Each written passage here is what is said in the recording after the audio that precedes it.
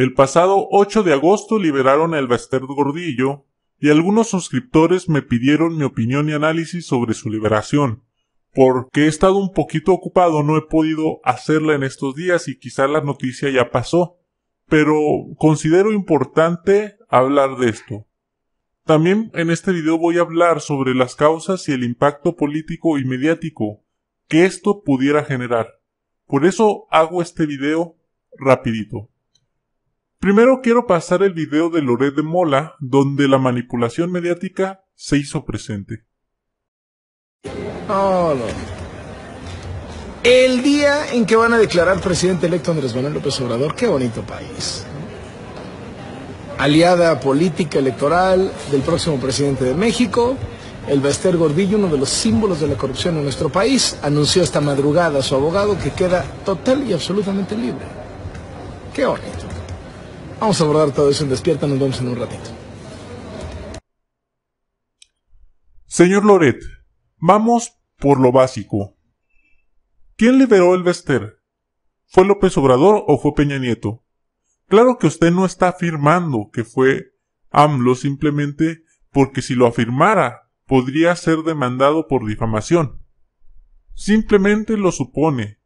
Y yo le pregunto, ¿por qué no suponer mejor que Elbester fue liberada para dar un golpe mediático contra López Obrador?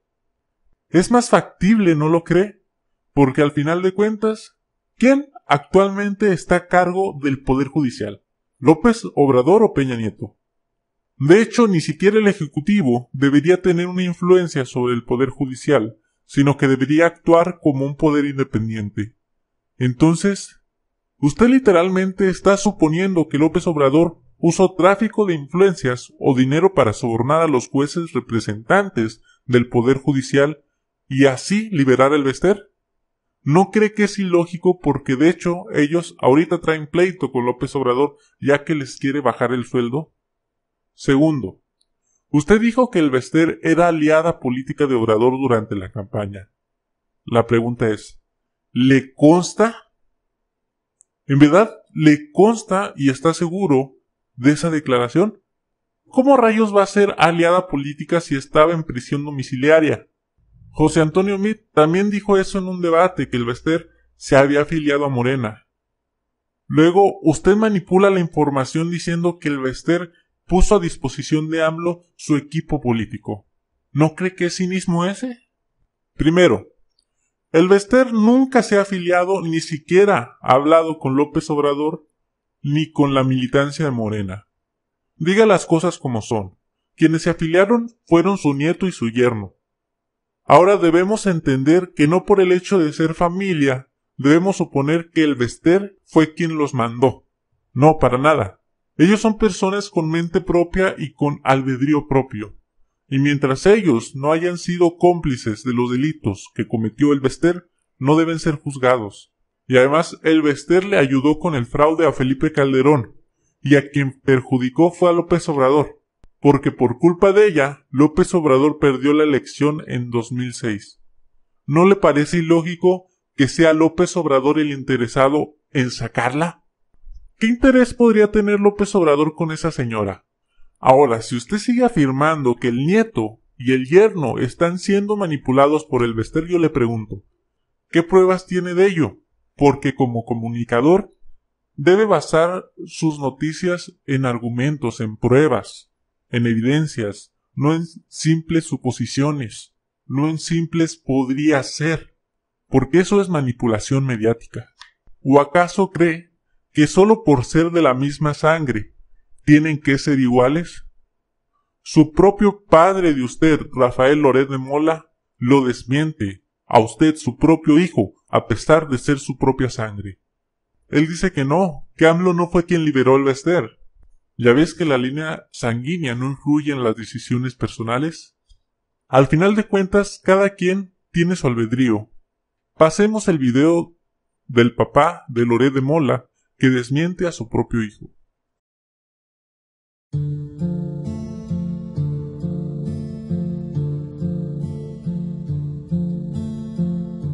¿Qué tal, queridos amigos? Espero que no se molesten con lo que vamos a comentar ahora.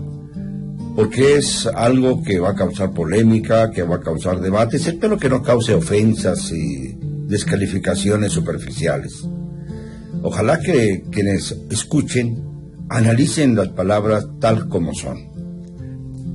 ¿Quién ordenó que saliera el Bester Gordillo de todo juicio, que se le liberara por completo? Digo, no que saliera de la cárcel, porque ya estaba viviendo en su residencia de Galileo, en Polanco, pero sí que quedara libre como el viento. ¿Quién fue el responsable de que esto coincidiera precisamente con la ceremonia en la que recibió su constancia de mayoría López Obrador? Obviamente no López Obrador, obviamente no Peña Nieto. Fueron algunos jueces que creyeron que así se congratulaban con Andrés.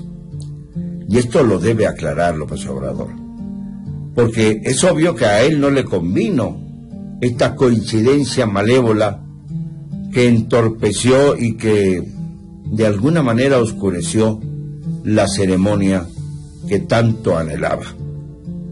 Por eso creo que no es López Obrador el responsable.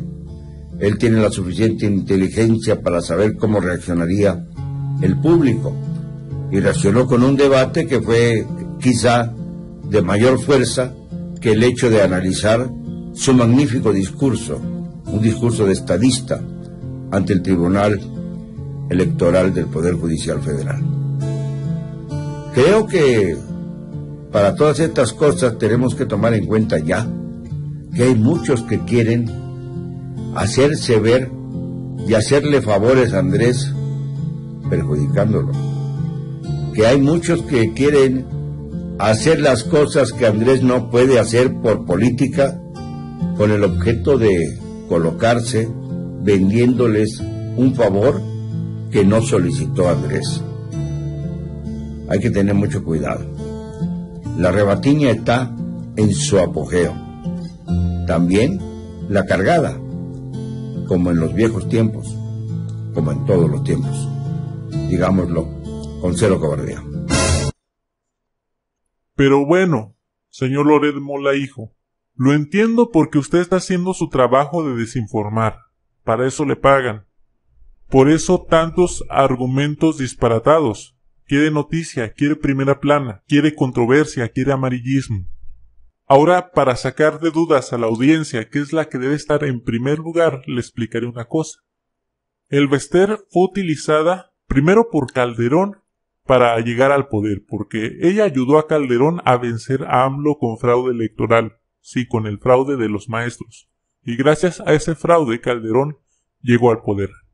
Segunda, cuando ya no le sirvió el sistema porque era líder del sindicato de educación, entonces, pues el sistema simplemente la desechó. Enrique Peña Nieto tenía otros planes, una nueva reforma educativa, y el Bester se oponía a esa nueva reforma que le iba a perjudicar a sus intereses personales. Por eso es que la metieron a la cárcel. Por eso es que solamente hicieron un tipo de pacto de meterla solo en lo que duraba el gobierno de Peña Nieto. La metieron a la cárcel cuando inició el gobierno de Peña y la sacaron cuando concluye. ¿No les parece extraño? Entonces, ¿quién hizo el arreglo con el Bester? ¿Quién fue el responsable de la detención y de la liberación de el Bester? ¿Fue AMLO o Peña Nieto? AMLO, ¿para qué la querría? AMLO no le sirve de nada esa figura pública. Tercero, pongamos el ejemplo de Romero de Champs, otro líder sindical que gana dinero, muy buen dinero, a costa de los trabajadores mexicanos. ¿Cómo él no lo han metido a la cárcel? Señores, no se han puesto a pensar por qué este señor le sirve al sistema actual, al sistema corrupto. Porque Peña Nieto y Romero de Champs coinciden en el mismo propósito. Si no coincidieran también estaría en la cárcel, pero no es por justicia, simplemente son meros intereses personales y egoístas los que influyen en estas decisiones. Ahora pasando a otro tema, se pronostica que los precios del petróleo en el mundo se disparen drásticamente por los conflictos del Medio Oriente. Por culpa de Estados Unidos y su actuar imprudente imperialista, se ha salido del pacto nuclear y amenaza a Irán con una guerra y una serie de sanciones. Como respuesta, Irán advierte cerrar el estrecho de Hormuz, pasaje de aguas internacionales que permite el pasar del comercio marítimo mundial, incluido el petróleo. Si Irán lo llegara a cerrar, los Emiratos Árabes, Arabia Saudita y muchas naciones petroleras no podrían hacer comercio ni transportar los barriles, lo que ocasionaría una falta de suministros del crudo para toda Europa y gran parte de Asia y África. Esto desencadenaría una eventual guerra abierta en este estrecho que se podría prolongar por meses, porque estamos hablando de Irán, una potencia militar respaldada por Rusia y por Siria, y por otra parte Estados Unidos, potencia que quizás sea la más grande del mundo. Ahora, ¿en qué nos afecta esto a nosotros? Bueno, como no tenemos refinerías, si el precio del petróleo en el mundo se dispara, Estados Unidos aumentará el precio de su gasolina, porque también le va a tener que vender a Europa completa. Y nosotros le estaríamos comprando gasolina encarecida a Estados Unidos, más cara de la que actualmente está. Nos la van a volver a aplicar, habrá más gasolinazos. Si le hubieran hecho caso a López Obrador hace años, a estas alturas el precio del petróleo no nos afectaría en lo absoluto, porque seríamos autosuficientes en refinación y en producción. Es más, hasta nos hubiéramos podido beneficiar de estos conflictos, porque México sería el principal proveedor de Europa. Pero como el gobierno prefirió comprarle televisiones a los mexicanos que hacer refinerías, nos quedamos en cero. Y ahora sufriremos nuevos gasolinazos hasta que podamos construir nuevas refinerías. Soy Opinión Anónima, una persona en algún lugar de México a favor de la educación. Si te gustó este video, compártelo con tus amigos, dale like y comenta. Te invito a echar un vistazo en mi canal. En mi canal encontrarás videos de crítica social y que exponen las mentiras de las grandes organizaciones políticas y religiosas de México y del mundo. Te espero en mi canal. También te invito a echar un vistazo a mi página de Facebook, Opinión Anónima Oficial, y a que me sigas e interactúes conmigo en Facebook. Hasta luego.